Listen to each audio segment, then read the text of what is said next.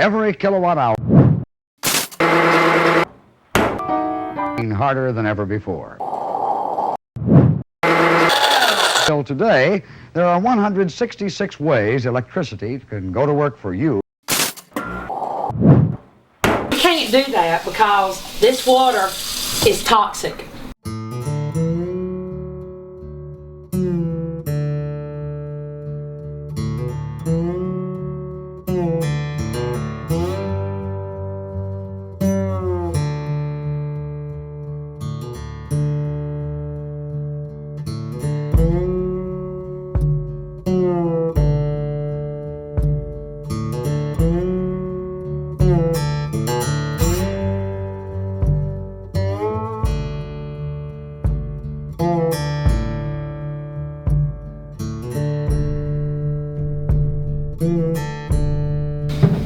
On May 15, 2015, Duke Energy pleaded guilty 18 times to 9 coal ash crimes.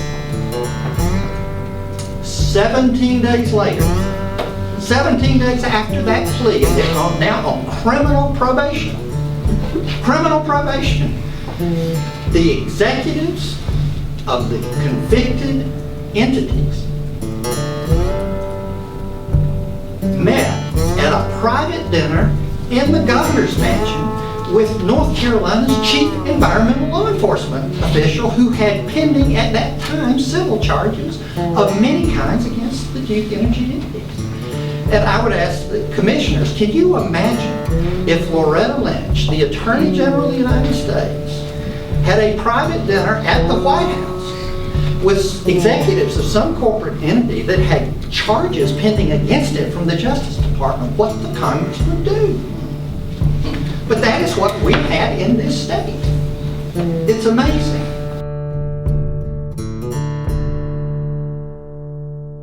My name is Deborah B. Graham, and I live in Dukeville community, and it's home to the Buck Steam Station. We were here on April 18th working out in the yard, and I'd been drinking a little bit of coffee, and the mail lady came up and pulled in the yard, said she had something for us to sign. So the husband signed it. I came on in the house and sat back here at the bar, was drinking coffee. He opened up this letter that he had to sign for, a certified letter, and as he was reading it, he said, "The water is contaminated." And I was drinking coffee, and I remember going, "What did you say?" And he said, "The state says our well is contaminated." My name is Will Scott. I'm the Yadkin Riverkeeper, and we've been working at the Buck Steam Station for almost 2 years now with the families and also doing sampling on the river by the site. So the Buck plant is named for James Buck Buchanan Duke. It was built in 1926, burned coal for 407 years, so till 2013.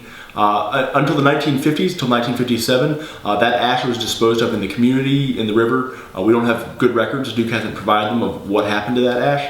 Since 57, there's been a series of 3 ash ponds built, and there's now a total of over 5 million tons of ash at Buck in over 170 acres of coal ash pits. These are not ponds. These are pits. They're dark, gloomy, nasty looking, like mud, but only in a brown grayish color. You wouldn't want to go down there and swim in it. You wouldn't want to fish in it. And it is stored in unlined, leaking pits. I'm Ted Miller. My family has been in this community for over 200 years. When the Duke power came in, it became one of our neighbors also. And that as you can see around here, it's all farmland, even to today. And so when the plant came in, I can remember as a kid, my grandpa Bruce telling me that he had to be careful about his car because all the cinders coming out of the plant over there was eating the paint off of his car. Okay, my name is Marcel Graham, and I've lived here in this house to be 29 years this coming weekend. But I have lived in this community basically all my life. Coming up being a teenager, we'd come back here in the woods. Now, back at that time, there were no fences. I mean, you know, you just go out and play in the woods and stuff like that. And we'd go around close to the ponds, and you'd see all kind of wild animals back in there sometimes. I remember seeing foxes and different things, you know, but there wasn't any fences at that time. You you just really went where you wanted to go. Soon after, law-abiding citizens, including some people in this room, reported the legal violations, some of which led to the criminal convictions of Duke Energy. Instead of the law enforcement officials, those are DEQ, they're supposed to enforce environmental laws, coming to us, that is the citizens groups, to help enforce the law, they almost immediately began meeting with Duke Energy's lobbyists and lawyers to come up with a strategy to frustrate the enforcement of the law by the law-abiding citizens.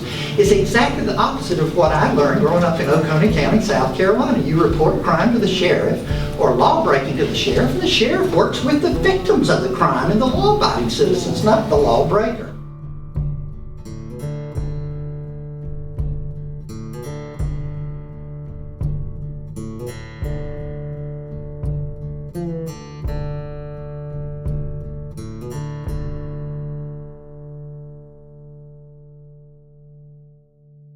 They've known down here for years. Every time I've ever talked to Duke Energy, they say, oh, we're testing, we're waiting on the data.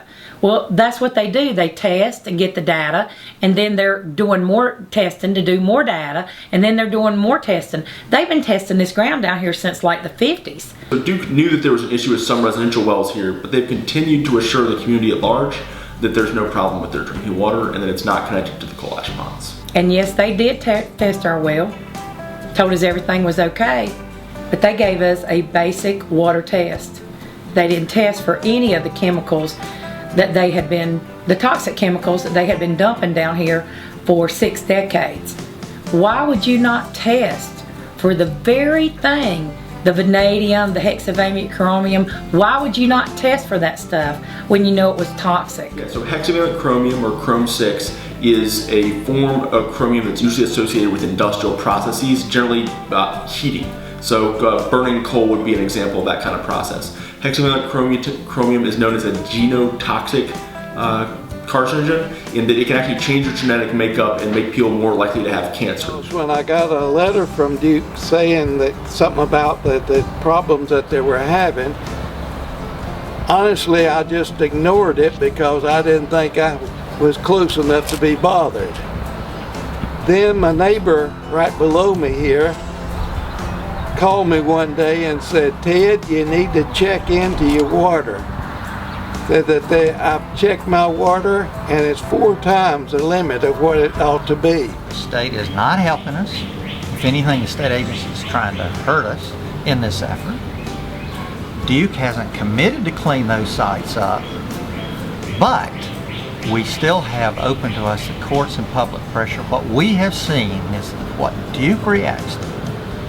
And for that, what Duke reacts to is public pressure, legal leverage, the expression, strong expression of public concern, because ultimately they have a politically granted monopoly over electricity.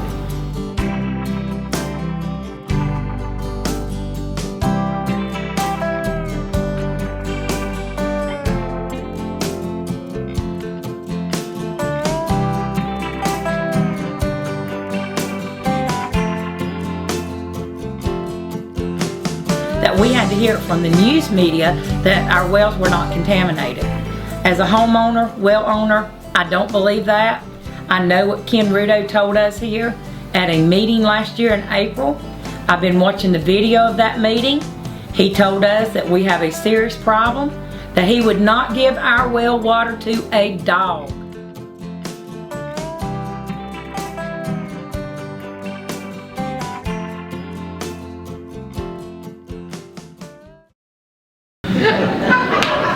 These are earthen dams. You can patch them and you can repair them, but Duke did a sloppy job. That's why they're leaking. That's why they've had problems. And it's not going to be just a quick fix. You have the air pollution, water contamination, the leachate problem, the sludge, transportation, lack of regulations and enforcement, and the right of citizens to say no. Each week at our church, we have the privilege of welcoming a diverse range of people, including pregnant and nursing mothers, infants, people in poor health, and geriatric adults. As a leader and advocate for these people, I invite you to look past what is convenient, what is politically expedient, or what is easy, and make the decision that best protects the vulnerable people among us in our community. We haven't been able to cook or use the water at the church. We haven't been able to drink from the water fountains. We haven't been able to do baptismals for the sake of someone accidentally ingesting the water. They gerrymandered the studies to hide the fact that groundwater is leaking from the Buck facilities in many directions. Is our water good or is it not? That's the question that we need to know. We are here today to express our concerns about the leaking coal ash pits that surround our homes. Our well contamination is a trespass upon our water, our property, and most importantly, our body.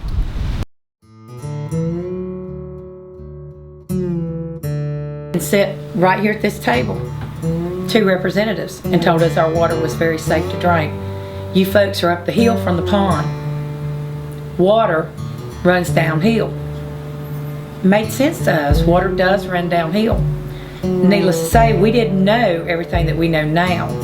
I now understand that water does run downhill when it is above ground. It's kind of like Duke didn't finish the sentence. Now, we appreciate all that Duke Power has done for us in the community. They've been a good neighbor to a large degree.